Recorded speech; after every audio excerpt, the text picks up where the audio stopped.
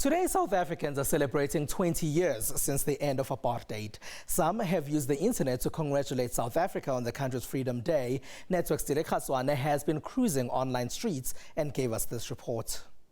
A free and proud South Africa, now 20 years old.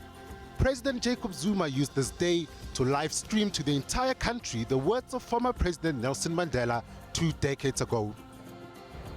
I've come to report to you that South Africa is free today.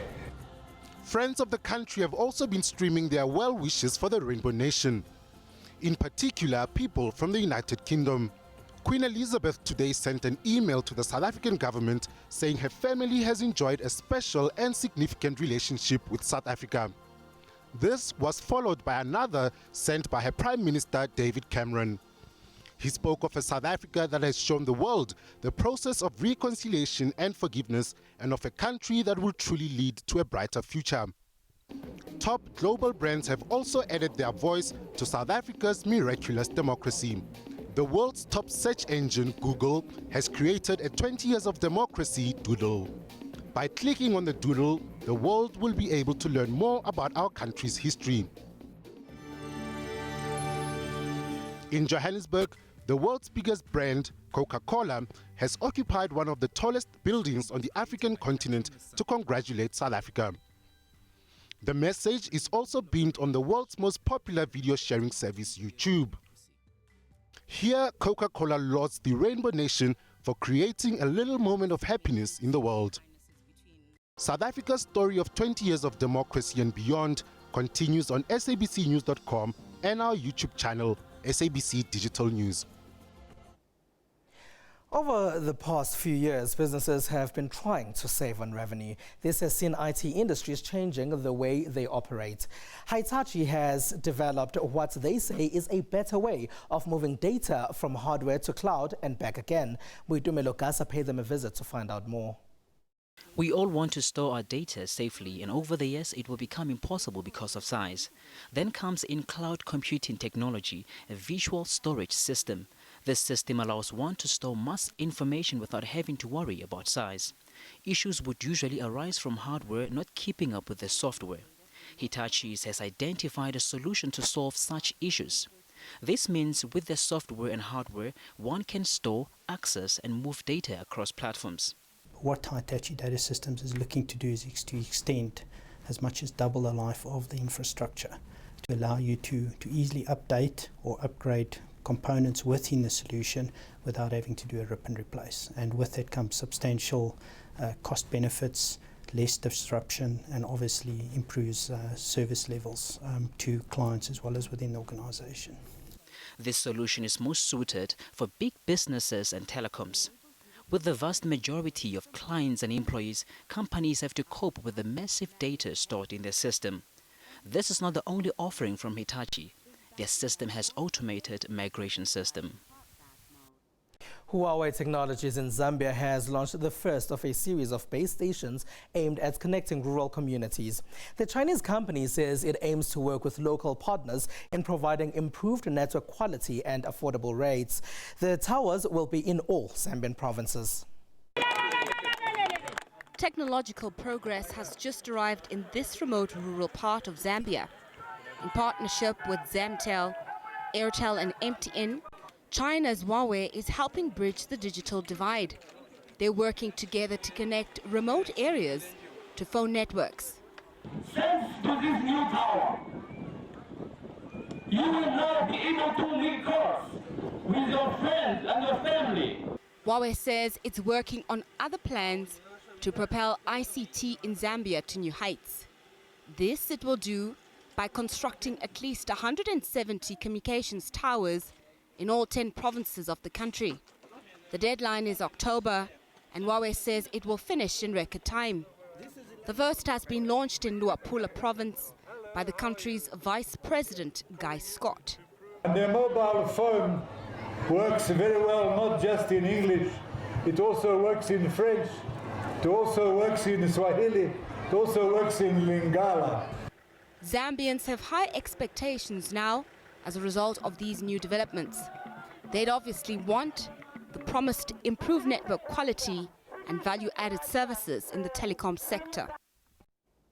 In Zimbabwe, information communication technology, ICT, hopes to take a pivotal role in transforming the country into a tech hub.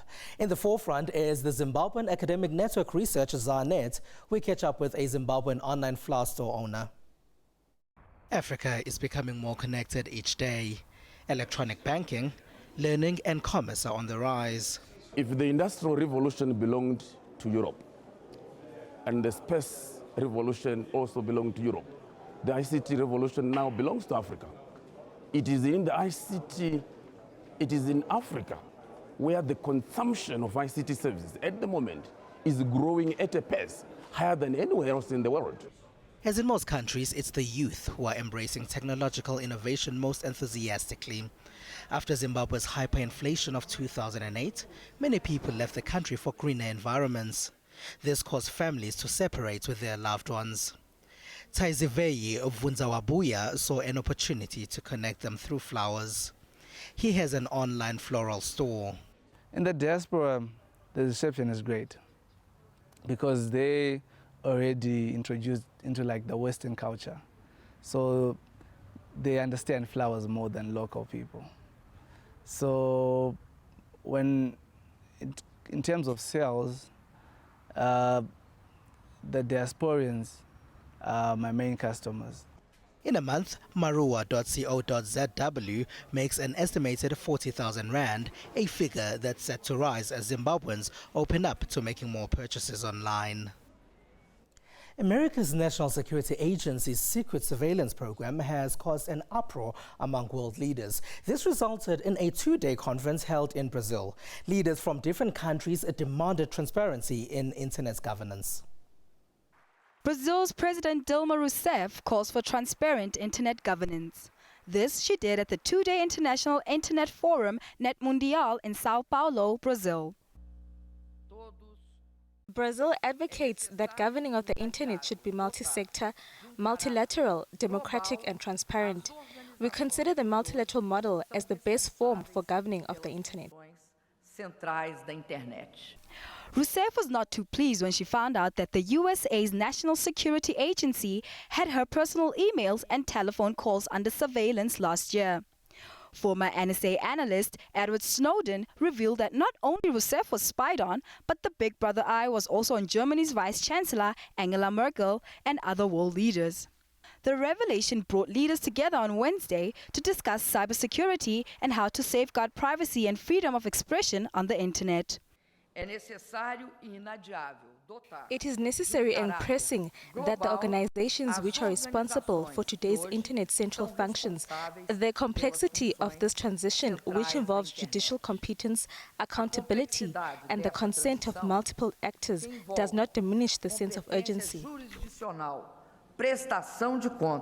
Adherent to the demands of Brazil and other nations, the United States has agreed to renounce oversight of the Internet Corporation.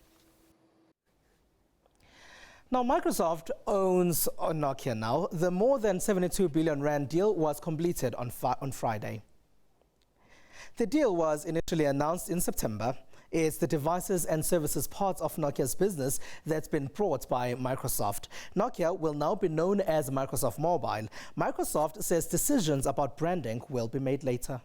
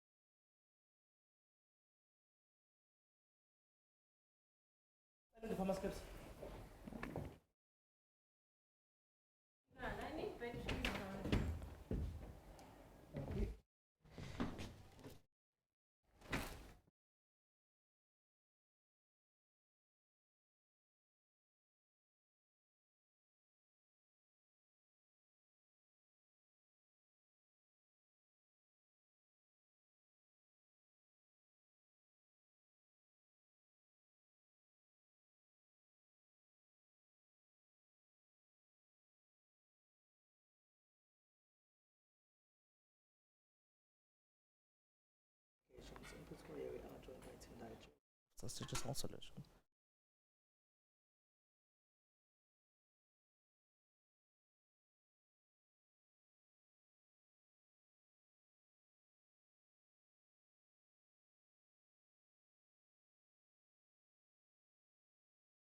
No, it's okay now.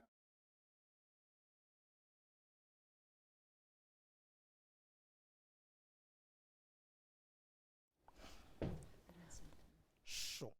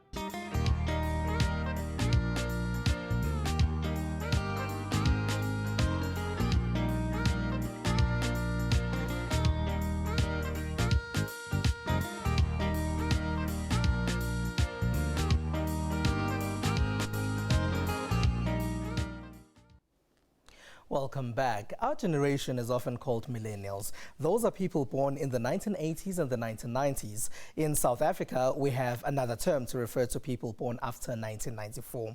We call them the born frees. Often these people are referred to as digital natives, but are they really? Joining me here in Johannesburg is Patricia McClelland of Wagner Astrom Communications. In Pretoria, we are joined by Tendai Joe of Loftus Digital Solutions, and in Durban is Seth Mbele of Digital Voodoo. Welcome to you all. Now, Seth, starting with you, could you please tell us what a digital native is in Durban? I think a digital native basically would be what we call millennials. They are 18 to 25-year-olds. Basically, they've grown up around technology, and they view it as a tool for daily communication. And they also utilize it pretty much on an ongoing basis, minute to minute, to get data and to communicate with people and their friends. Now, Patricia, are millennials really digital natives, though? I think it depends. I think that the term millennials is often used based on global research that was done, and it often refers to characteristics that many, let's say, affluent white American kids possess. And I don't think you can always translate those to the whole of Africa. So I think when it comes to digital natives, I think we do have a lot in Africa, but I think it often comes down to access. Do they have access to electricity? Do they have access to devices? And do they have access to the internet? And that's really what defines whether or not they are digital natives. Now, Tendai in Pretoria, could you tell us if you agree with this? Can we not translate this to Africa? Yeah, I agree with Patricia. I don't think we can put together the two, like millennials are from Europe and here, because the way we access our devices and just the general access to the internet and our data is quite different from what they have in Europe and the States. Tendai, can you just explain that a little bit more? What do you mean the way we access technology is different? Here in Africa, we are still growing. We still adopting different technologies, even in terms of our usage of devices, you see that South Africa have the highest rate in Africa compared to all the other African countries. So that impacts and affects the way we access the internet and the way we use it every day. Then Patricia, do you think we should do away with these terms? No, I think there's some value in having them, because I think as time goes on, we're going to see, as access improves and access to the internet improves and more people have devices in their hands, we're going to see that the youth in Africa are going to be just as digitally savvy as the youth everywhere else in the world. It's just a matter of time, and some already are. So I think the terms, there is a benefit to the terms as long as you don't generalize too much. Seth, in Durban, how do you feel about the term millennials, in Africa especially? I think the term, without getting too caught up in sort of in the vocabulary of the term, I think we've got quite a big population in Africa. It should be counting at 1 billion within the next year or two, and a significant population of that is youth, probably around about 40 to 50%. The numbers aren't quite accurate. But I think therein we've got a massive opportunity, and we've got a massive sort of groundswell of youth who can communicate with each other and communicate with people and constituencies in a much more efficient way than we've seen probably 25 years ago. Patricia, do you agree with what Seth is saying, that there's a lot of potential in Africa? Yes, I think so. I think having a large youth population is, it always means there's a lot of potential, but at the same time, when faced with unemployment and educational challenges, it can also be a big challenge. So it's just, there's opportunity, but you know, the government and the private sector have to come to the party. And Tendai, are Africans making use of these opportunities? Because we are hearing that there's opportunity, but opportunity can stay just that, opportunity, if it's not explored. Tendai? All right, Tendai. I think there's a breakdown. All right, go ahead, Tendai. Can you repeat again? Well, I was asking if Patricia says there's a lot of opportunity in Africa, and I was asking you if you think that Africans are making use of those opportunities when it comes to digital technologies. Yes, I think we as Africans, we are using opportunities that are available to us in terms of the technologies that we have. Look at Nigeria and what they managed to do with their movie industry. They have Afrinoli. Look at here in South Africa, we have e-commerce that is growing at a very fast rate. And a lot of young people now are getting into technologies and building their own startups and all that. You see that they are using technology to do that. If you look at 10 years back from now, that was not possible. Now even someone can learn, can have like a university modules and everything from the internet and be able to have a qualification, which shows you that, yeah, we're really using the technologies that we have available. And Tendai, do you find that marketers understand Africa and how Africans use technology? Or is it a case of copy and paste from what's happening in the West? I think quite a lot of marketers in Africa these days understand what needs to be done in Africa. It's not a matter of copy and paste. There are a lot of campaigns that I've seen that you really appreciate and say, okay, this is it. Now they understand what needs to be done. Look at the guys who came up with Mixit. They knew that Africa has more feature phones than smartphones. So at first, when they had that app, it was for those who could have at least a feature phone, and it was a success, which shows you that they really understand the needs of the markets in Africa. And Patricia, Africans that are using these digital technologies, where exactly do they live? Where do they live? Yeah. I think I think most of the time there's quite a big divide between the urban and the rural areas. So for example, you'll have in Nairobi, you'll have a lot of people on Twitter, engaging on Twitter. There's even a hashtag KOT, Kenyans on Twitter. But then 200 kilometers out of Nairobi, you'll find that there's people at schools that have never even heard of Facebook. and the teachers say they don't understand how to get them onto it because they don't have access to a smartphone or to a computer, so there's no relevance to them, and they're the type of people that are phoning into their radio stations 5 times a day to do shout-outs because that's the technology they're interacting with. So I think there's a big urban-rural divide in Africa. All right, and Seth, in Durban, do you agree with that? That there's a big urban-rural divide in Africa? I think there is very much of a big urban and rural divide, but I think with technology and with devices, they are changing at such a rapid rate. I think probably every 3 to 6 months you're getting brand new features on especially mobile phones and how we access the internet, and we're getting better access. And I think that divide is becoming smaller and smaller on a day-to-day basis even. And do you feel that those that are targeting people who live in rural areas understand the technologies that people there are using, Seth? I think either way you look at it, the technology that exists even in the rural space did not exist 20 years ago. You know, I mean, when I was growing up, I didn't send an SMS until I was probably 18 years old.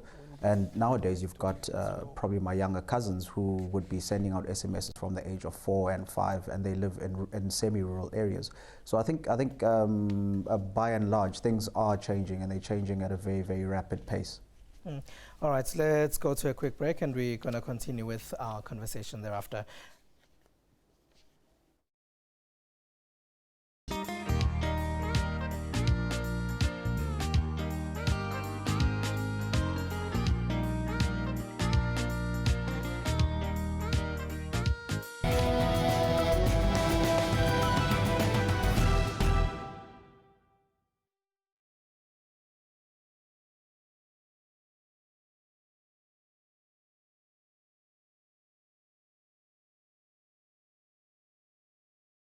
Oh, I have 4 minutes now, and then I go to break after 4 minutes.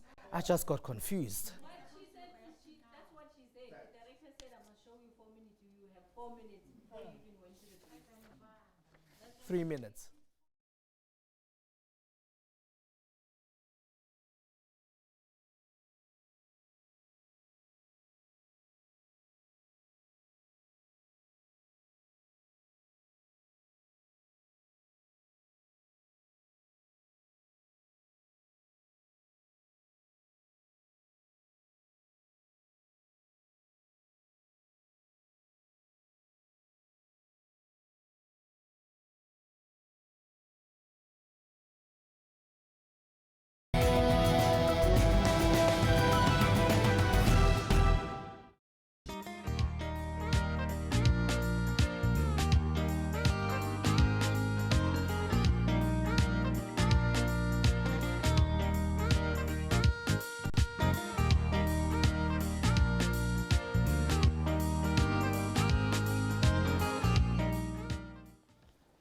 Welcome back. We are continuing our conversation about technology trends around the born frees and the millennials in Africa.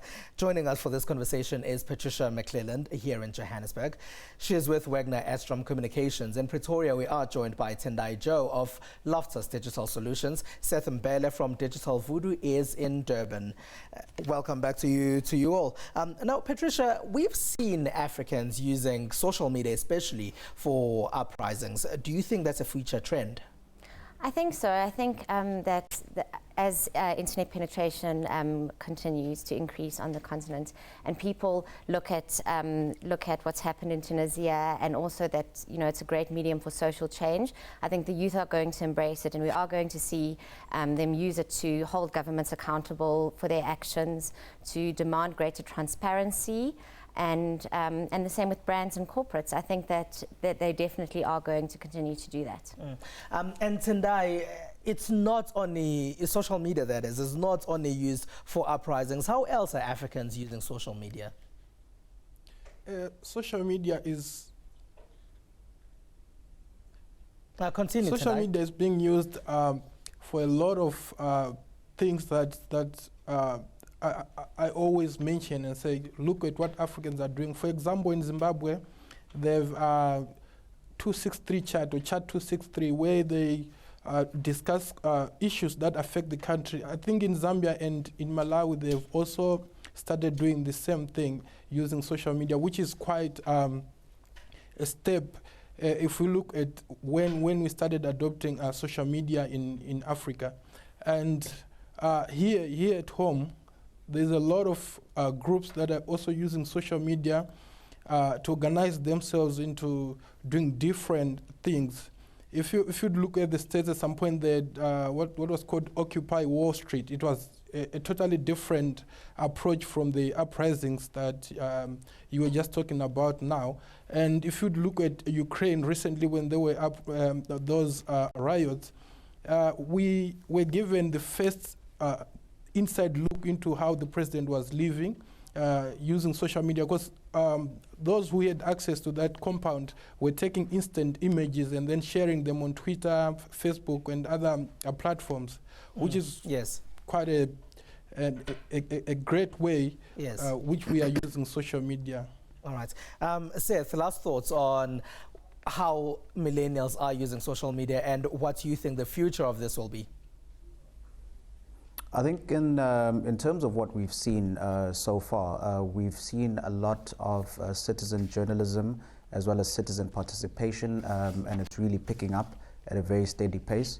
We've touched on certain things earlier on in the show, such as e-commerce, which is kind of slow at the moment, but I think over time, this is probably going to be one of the bigger markets, especially on the African continent. Yes. I think also education is an important one to touch on in terms of how we distribute and disseminate. Seth, I'm going to have to cut you there. Unfortunately, we have run out of time. That's Seth Mbele with Digital Voodoo in Durban. In Johannesburg, we have Patricia McClelland, and in Pretoria, we have Tendai Joe. Thank you all for joining us. And that's all we have for you tonight. Find us on Facebook and Twitter. We're on SABC Network. It's News Network at sabc.co.za on email. We went to the streets to find out how South Africans define freedom as they're celebrating 20 years of freedom today. From Ms. Phumelele Zondi and the rest of the team, have a good one. Freedom to me, it presents a lot of opportunities, more especially as an African. Freedom to me is expressing yourself in your dreams and your hopes and living to what you want to live to. Freedom to me, it means, freedom to just be yourself in South Africa and do whatever you like at your own time. But with that being said, do it responsibly.